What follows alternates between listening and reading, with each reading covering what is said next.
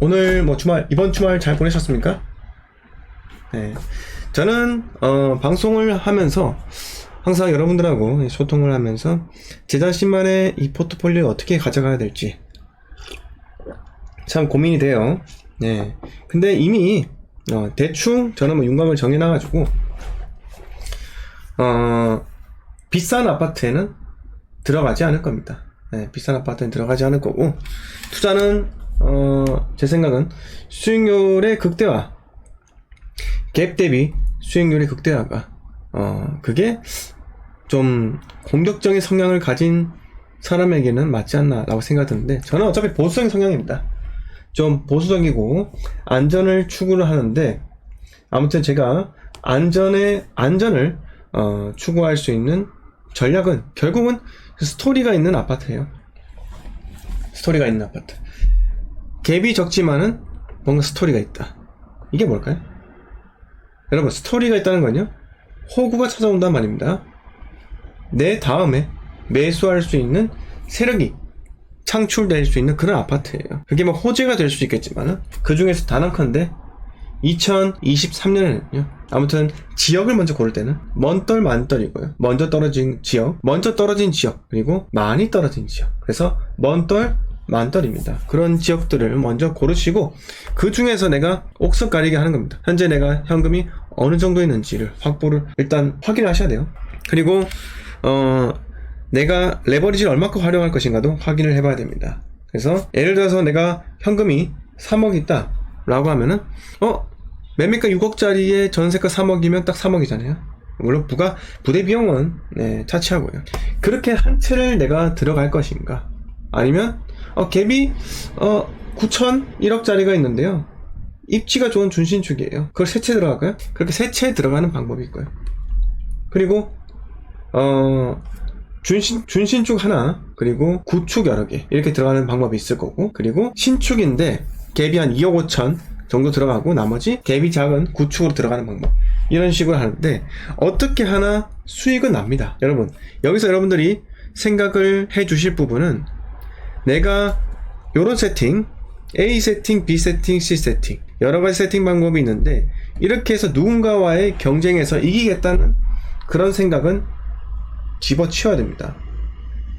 누군가와의 경쟁이 아니라 나는 돈만 벌면 돼요. 그리고 시기에 대한 투자입니다. 항상 이렇게 생각하세요. 시점과 시기에 대한 투자입니다. 안 좋은 아파트도 상승기 때로 올라갑니다.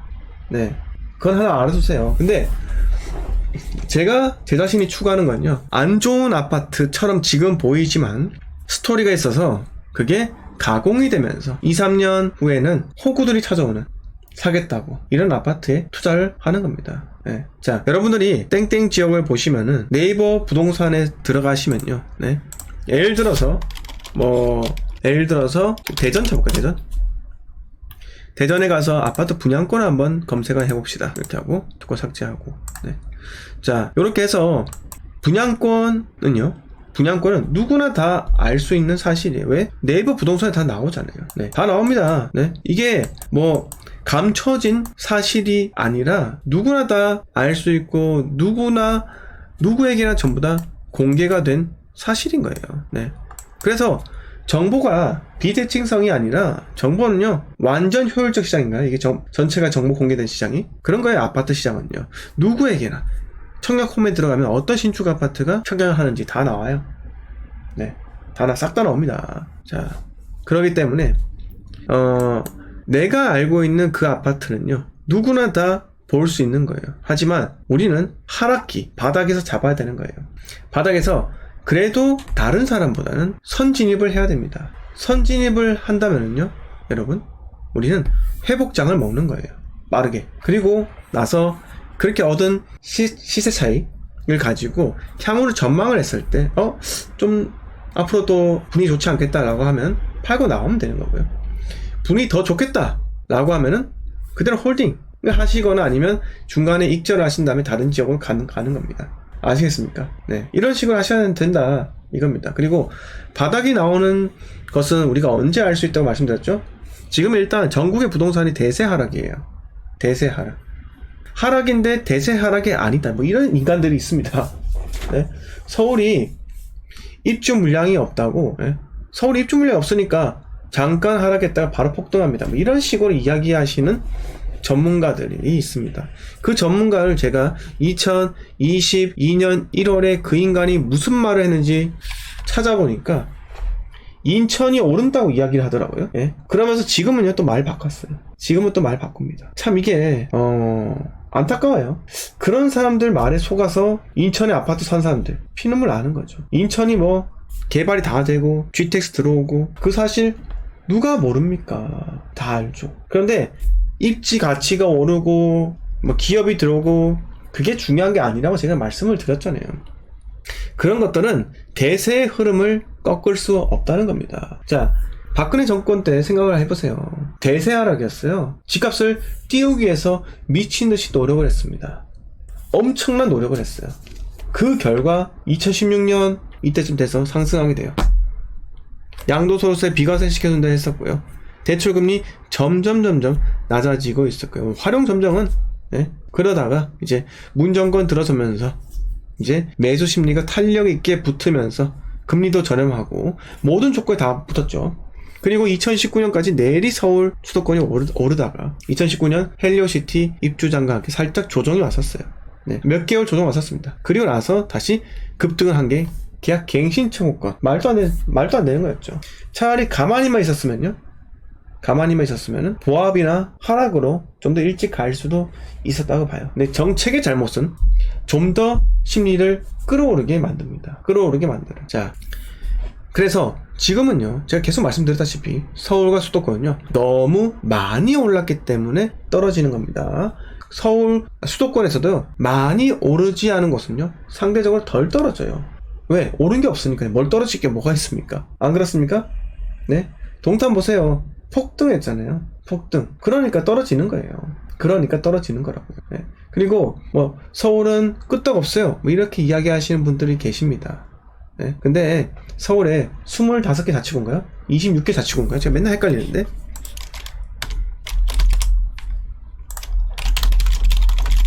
서울 자치구 개수가 25개 자치구죠. 25개 자치구 중에서 딱 나눠보세요. 2분의 1을 해보세요. 12.5입니다. 13등부터 보세요. 과거에 여러분들이 쳐다도 안 봤던 노도광이든 또 어디에 있겠습니까? 동대문, 서대문, 저기 응암동인데 어디죠? 응암동인데가 무슨 구죠? 응암동 녹번역 있는 데가 갑자기 기억이 안 나네. 이게 좀 머리가 참 제가 은평구 죄송합니다. 제가 예전에 군생활 때 교육받으러 은평구 갔는데 제가 군생활을 과천에 있었거든요. 과천 좀 있었습니다. 은평구 갔는데 너무 먼 거예요. 네? 와, 이게 진짜 최외곽이다 라고 생각을 했었는데 자, 근데 그 은평구는요 녹번역 쪽 일대 여러분 화끈하게 바뀐 거 아시죠? 장난 아니에요. 재개발해가지고 엄청나게 바뀌었습니다. 살기가 상당히 좋아졌어요. 네, 그렇고요.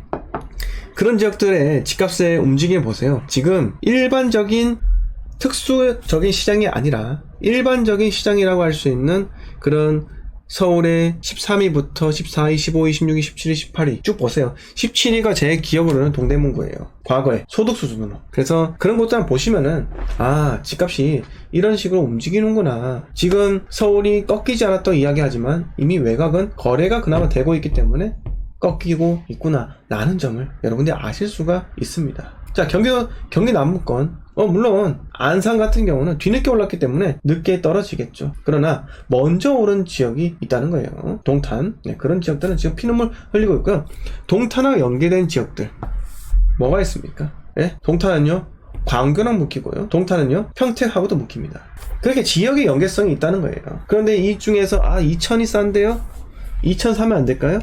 뭐 이런 소리 하시는데요. 그건 아니에요. 일단 경기 남부권은요 너무 지나치게 많이 올랐습니다. 그래서 스톱을 하셔야 될 것 같고 제가 항상 늘 똑같은 말씀 드려가 죄송하지만 여러분 세뇌를 시키는 겁니다. 여러분의 투자 기준을 확고하게 수립하고자 세뇌를 시켜드리는 거고, 여러분 그리고 이런 말씀이 괜찮으시면 좋아요 좀 눌러주세요.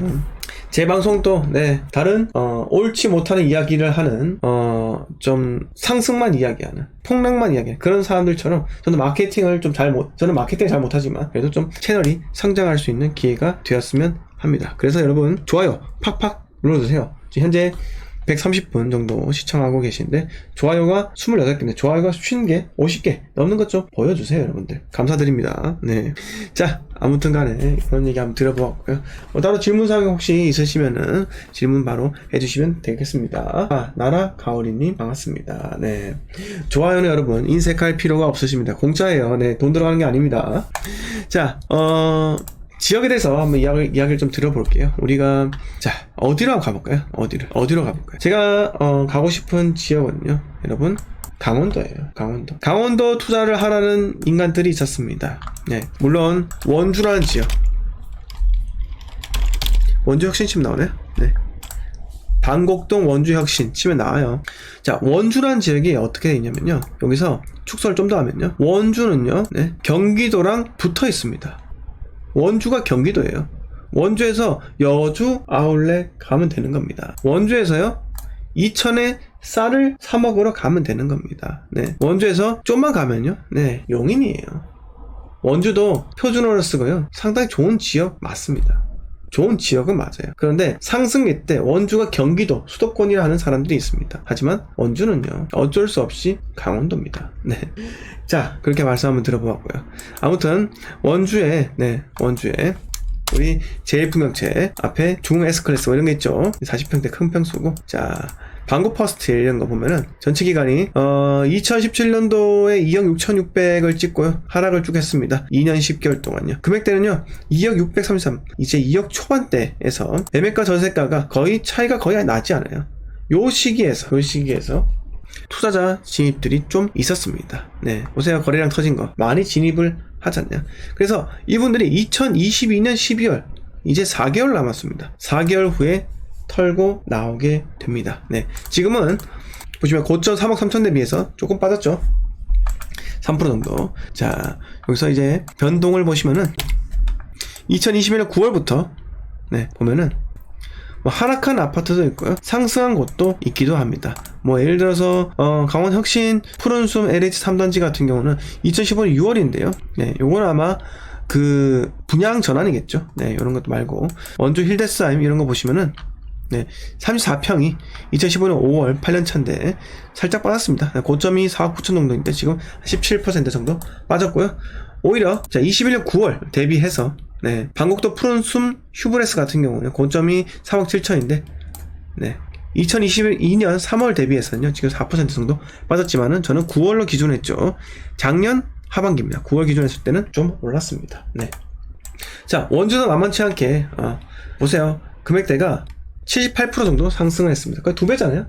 2배면은 이제 빠질 때가 됐다는 겁니다. 네. 근데 소도시가요, 과연 여러분 하락장에 왔을 때 쉽게 빠져나올 수 있을지 거기에 대해서 우리가 고민을 해볼 필요가 있다는 겁니다. 거래를 한번 해보세요. 진짜 하기가 쉽지만은 않습니다. 네. 네, 꼬잉 화이팅님 반갑습니다. 네. 자, 그리고 코코롱님께서 구로 궁동 우신빌라 재건축 한다는데 어떤가요? 재건축하면 좋죠. 네, 좋죠. 네, 좋습니다. 혹시 우신빌라 갖고 계신 건가요? 검색이 되나요? 자, 이거 맞아요? 구로구 궁동의 우신빌. 네, 요거 이게 88년도 요거고요. 이제 뭐 이게 금액대가 이 정도까지 오른 걸로 보니까는 아마 760세 2세대 아파트죠. 이 정도까지 오른 거 보니까는 뭐 재개발이든 재건축이겠죠.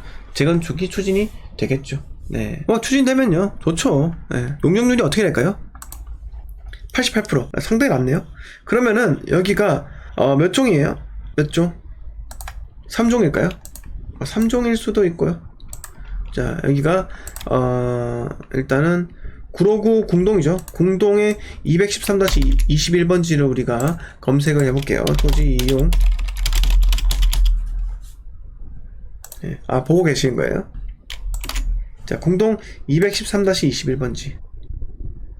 자, 뜨는데 좀 늦게 걸리네요. 네. 2종 일반 주거지역이잖아요. 7층이야?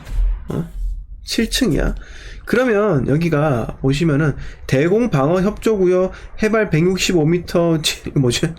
네. 육군 수도방위사령부 관할 군사기지 및 군사시설보호법에 묶여있고, 네. 토지거래 계약에 관한 허가구역으로 지정이 되어 있네요. 네. 내년 1월 28일까지 되어 있습니다. 우리 세훈이 형님께서 지정을 하신 것 같고, 네. 아무튼, 대공방어협조구역이에요. 저 대공방어협조구역이 정확하게 뭔지는 모르지만은, 이게 해발 165m? 뭐지? 미터 고도? 네, 이런 거 잘 모르겠고 7층 이하의 2종 일반 주거지 이거를 3종으로 올려야 되지 않겠습니까? 근데 올리지 못한다면 서울에서 2종 일반 주거지역이 과연 용적률이 몇 %일지를 한번 우리가 봐야 될 것 같아요. 네, 용도 지역의 용적률이 나와있죠. 네. 2종 일반 주거지역에서 500% 이하에다가 이게 아마 안 이게 아마 시조례까지 봐야 돼. 시조례가 지금 떠있는데 네. 용도 지역에서 용적률, 주거 지역에서 500% 이하. 근데 몇 종인지 따라 다르겠죠. 용적률 이런 거. 네, 아무튼 이건 다시 찾아보고요. 2종이면은 조금 낮지 않겠습니까? 네. 그래서 정확하게 제가 알지는 못하겠어요. 근데 아무튼 간에 이게 높이 지으려면요. 종 상향이 일어나거나 하여튼 간에 지구 단위 계획을 지정을 해서 되어야 하겠죠. 네. 그래서 지금 제가 정확하게 정보도 없고 분석을 할 수 없는 상태이기 때문에 말씀을 드릴 수는 없겠죠. 하여튼 진행이 되면 괜찮을 수가 있지 않을까요? 토지거래 계약에 관한 허가구역 이걸 묶은 이유는요. 여기서 실거주하면서 좋은 아파트 받아가라 이런 뜻이 또 될 수도 있지 않을까 라는 생각이 또 들기도 합니다. 네. 그래서 아마 층수 제한은 충분히 있을 것 같아요. 네. 그래서 층수가 한 12층, 15층까지는 나올 수 있지 않을까요? 네. 250%까지 받아버리면은 층수가 15층에서 20층 사이 나올 수가 있겠죠. 근데 고도 제한은 아닌 것 같고, 하여튼 요런 거는 제가 정확하게 알지 못하겠습니다. 네. 3종 일반이면요, 어떻게 계산 한번 해보겠지만은, 지금 7층 이하 2종 주거 지역이 만약에 풀릴지가 의문이라 가지고, 그래요.